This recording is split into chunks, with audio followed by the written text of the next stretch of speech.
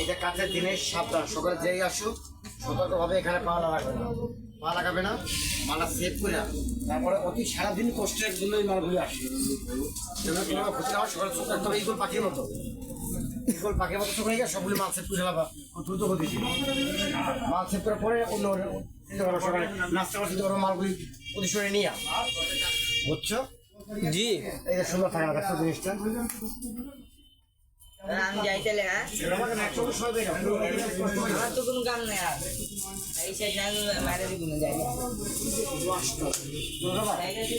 আরে ভাই মানুষ এতগুলি মানুষ থাকে, জমা কেন শুধু দিয়ে নাও।